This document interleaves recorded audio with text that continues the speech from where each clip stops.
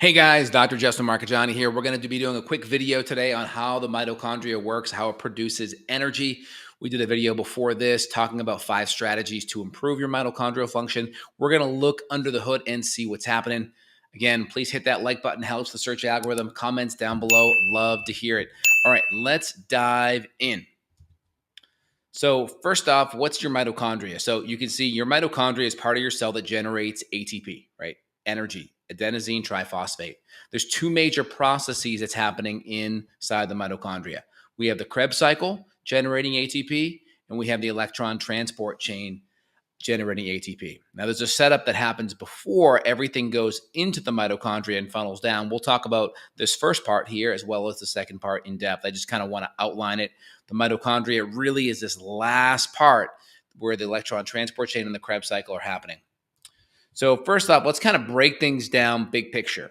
So on one side of the fence, we're taking glucose, we're breaking it down. Lysis means to break or to cut, right? Anytime you see lysis, that's to break. So you're breaking down glucose, you generate ATP with that, 2 ATP on the glycolysis side.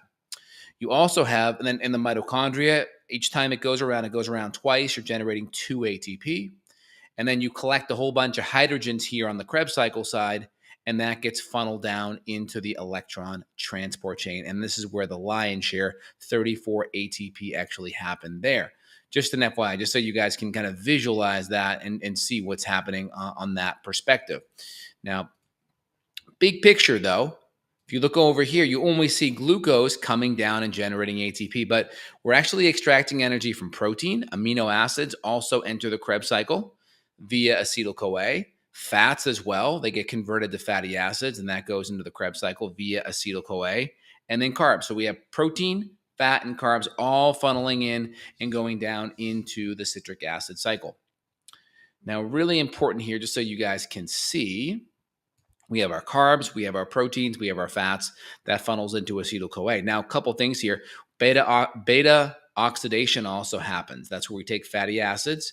We can convert them to acetyl-CoA. But before we even go into the Krebs cycle, right? Krebs cycle and citric acid cycle are the same thing, just so you know. We can skip that and we can actually generate ketones, right? Ketogenesis, right? Genesis is to form, lysis is to break, called beta hydroxybutyrate. So you can actually skip this whole process of energy by just keeping your carbs in check and generating ketones. Ketones are an alternative fuel source. When people's brains start to become insulin resistant and they can't generate or they can't burn glucose for fuel because they're having Alzheimer's/dementia, there's studies that getting ketones up is an alternative fuel source and can turn the brain back on. So ketogenesis and ketones is another fuel source that you can sidestep the whole entire mitochondrial cascade as well. So we have carbs, proteins, and fats. Acetyl-CoA funnels down into the Krebs cycle, and you can see all the nutrients that are needed. So you need, for instance, glutathione, you need iron, really important.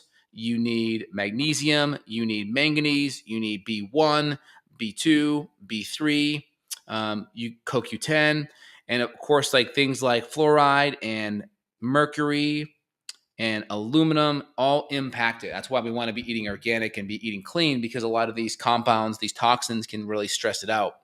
It's very important. And so each time around the Krebs cycle we we essentially spit out 4 NADHs and 1 FADH2. So it's 8, because we crank it around twice. So we generate 8 NADHs and 2 FADH2s. And these compounds right here, they basically peel off their hydrogens, they give away their hydrogens and dump it into the electron transport chain below. So we crank around here once, we generate 4 NADHs and 4 NADHs and 1 NADH2. The second time, now we're at 8. Just an FYI, just so you guys can visualize what's happening there on that front. Okay, very important. I want to just see if I have another good slide on this. Okay, good. Excellent. Yep, that makes sense. We hit that. All right. And so these H's now hydrogens now go into the electron transport chain, and we generate more ATP. And you can see here what's happening is A little bit of the ATP comes in the form of glycolysis, a little bit in the form of the Krebs cycle, and most comes from the electron transport chain. So about 38 ATP are occurring. And it's important that nutrients are required to make this happen. You can see there's a lot of oxidative stress that happens here, a lot of free radicals that happen in the electron transport chain. They're formed in the electron transport chain. And so we need antioxidants. That's why on my last video, I talked about oxidative stress and requiring antioxidants like vitamin C, curcumin, resveratrol, green tea, vitamin A, vitamin E. Could all be beneficial because it can buffer a lot of the oxidative stress that happens. Glutathione is a powerful one. That's why sulfur amino acids are so important, because sulfur amino acids are the building block of glutathione, and glutathione is the master antioxidant. And that really helps buffer a lot of the oxidative stress in the electron transport chain. Now, on organic acid testing, we'll run this marker here called 8-hydroxy-2-deoxyguanosine, and we'll see that high in some people. And if we see it high, we'll try to add in more of these antioxidants to buffer this stress. So just kind of recapping, y'all, we have glycolysis happening on the outside. Now we can have fatty acids and ketones on the outside as well. Once we get into the mitochondria, the powerhouse of the cell, we move that Krebs cycle around twice. We generate 8 NADHs, 2 FADH2, and then we go into the electron transport chain. We dump all of our hydrogens. We dump the hydrogens from our NADH and our FADH2. That should be FADH2 there. I'm not sure why it doesn't say that. And those hydrogens go into the electron transport chain and go through the different steps here. And then that's where most of our ATP is, 34. So we have 2 up here, 2 down here, and 2 on the electron transport chain side. So 38. So hope that makes sense, guys. Again, here's the benefit. You don't have to know about any of this stuff to benefit and to improve your energy. That's like the best thing.